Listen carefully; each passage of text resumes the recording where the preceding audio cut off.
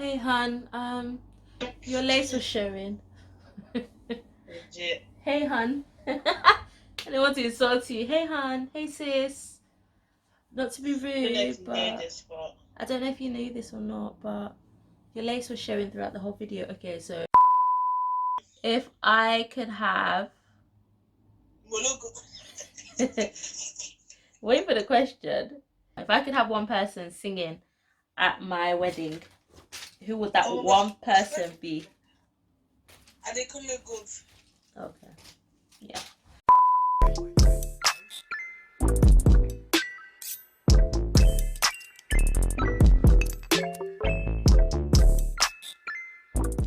Welcome back to my channel. If you haven't already subscribed, what are you waiting for? Click the subscribe button. Today we're going to be talking about fear.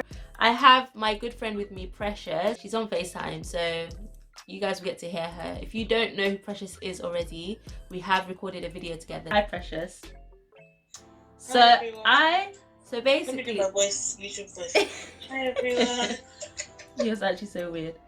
So basically, I have been battling with this thing, right? And a lot of people battle with it.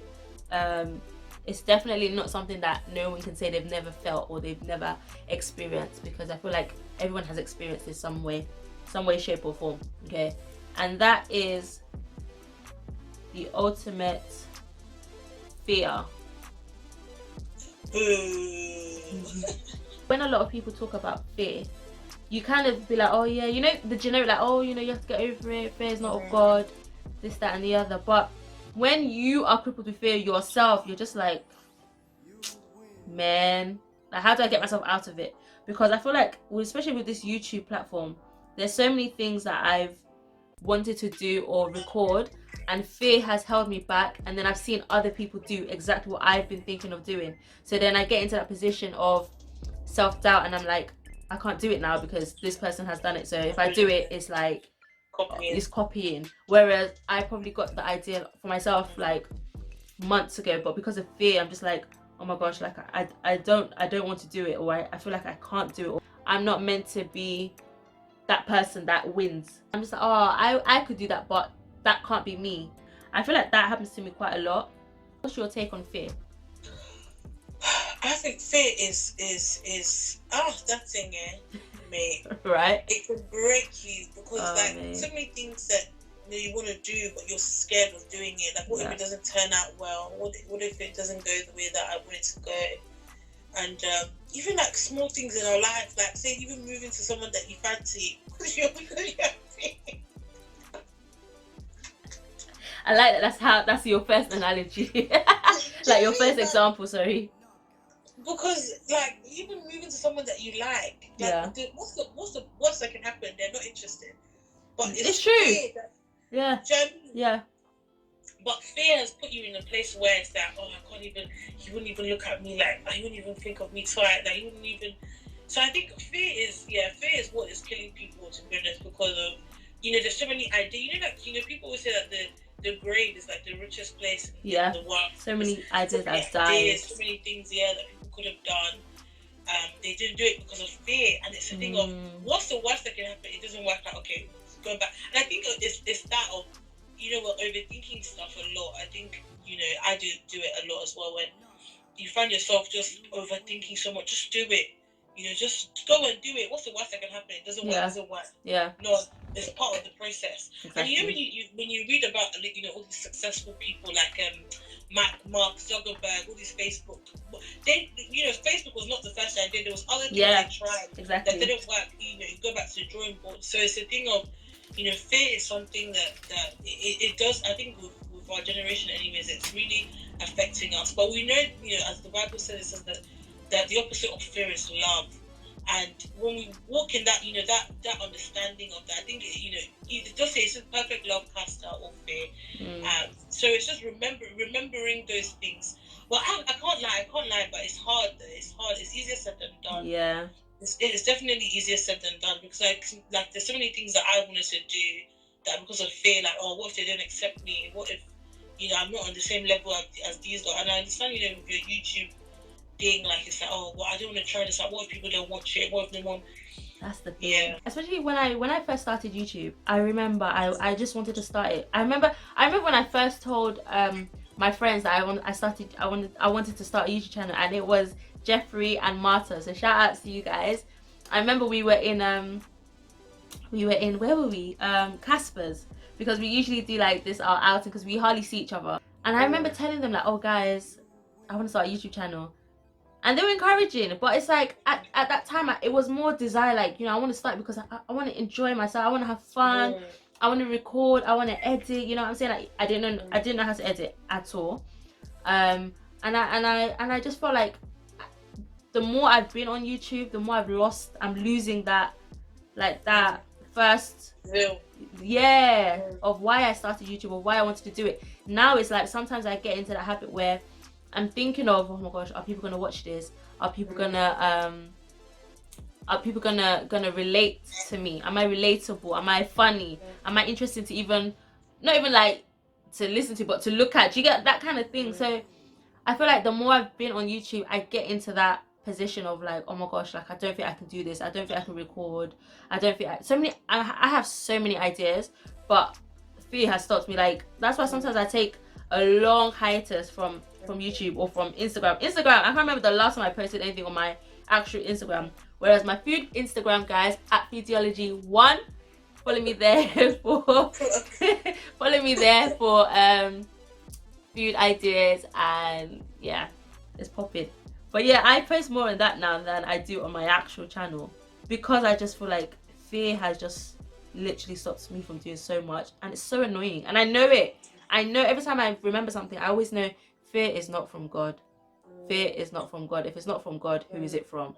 But yet, you see, that's why fear is a bastard. Yeah, I think. Excuse my language. That's true. I agree with you, because I like to look at. I think for a lot of YouTube that, you know, but you know, new YouTubers or people who are not where they want to be yet. Like Patricia Bright. Like I remember watching her before she became Patricia Princess. Pop Princess. Jenny Bieniak.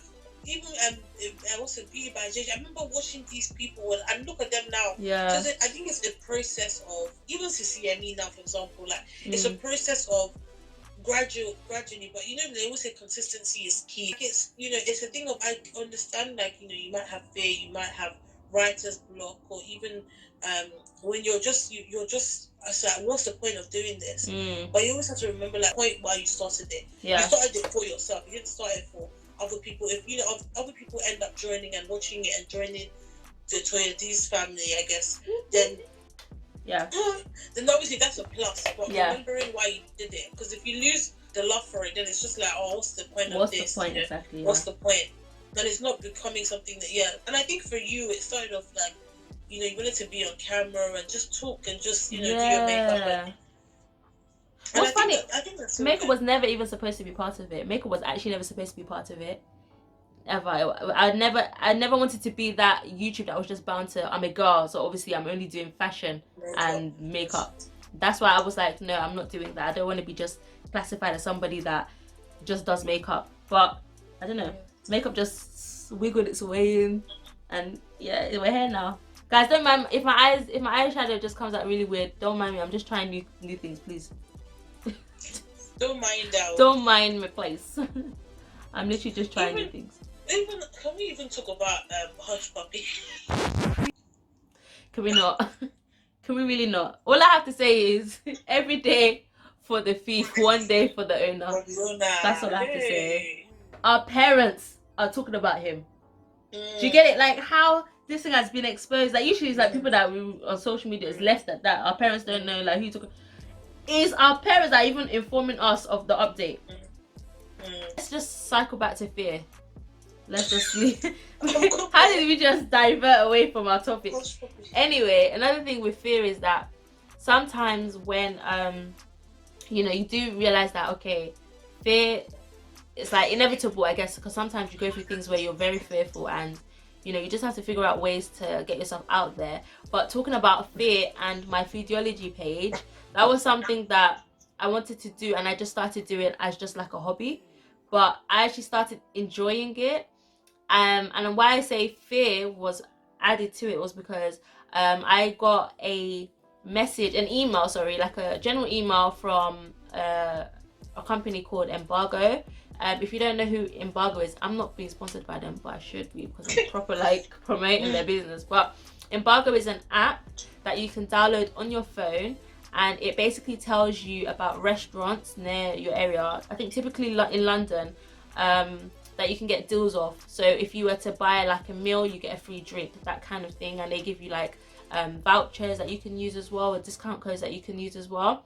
So basically I got a general email, to say, like, during this lockdown, you know, send us pictures of your desserts or of your banana bread. For some reason, I don't know why banana bread was such a thing during lockdown. I'm not quite sure, but I joined it. I joined the bandwagon of doing banana bread. Anyway, so it was a competition, and I entered. I didn't want to enter at first because I was just like, I was just like, who's gonna pick me? Like, really? Like, I'm pretty sure for them to like write, oh guys, join, I'm sure there's like people that can proper cook and bake, you know. So then I was like, oh, I'm not gonna do it. So I thought to myself, you know, like you said, what do you have to lose? They don't pick you, okay.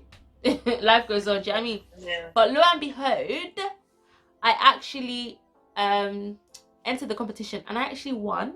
So I'm quite excited about that. So yeah, I'm really happy about that. And they showed my recipe to their group. Like, they shared it on their newsletter. They shared it on their newsletter and on their Instagram page. So check out Embargo and look for Foodiology 1. Like, you always have that thing in your mind, like, oh, you can't do it, someone else is already doing it, you think your cake's nice, a scheme. But I have to kind of like just forget and be like, yeah, I always have to remember that thing where they say, I can't remember who it was that said it, that when they're doubting themselves, yeah, they go to like the shopping center, look at the water aisle, the bread aisle, and they see how many different waters are there, how many different breads are there. You have to just put yourself out there. Prayer really does help with fear, like, it really does. And also, not only just prayer, but having supportive people around you. I think that's very important. It's nice to pray, it's good to pray rather, but if you're praying and you don't have that support system, it's honestly, it will take a lot for you to get out. Because if you don't have someone you can talk to, if you don't have someone that will encourage you, it's very hard. It's very, very hard. So I would say, if you're surrounded by like negative Nancy's, move. Doubting Dorothy, miserable Mike, them kind of people around you, just vacate, because you really don't need that in your life. So yeah.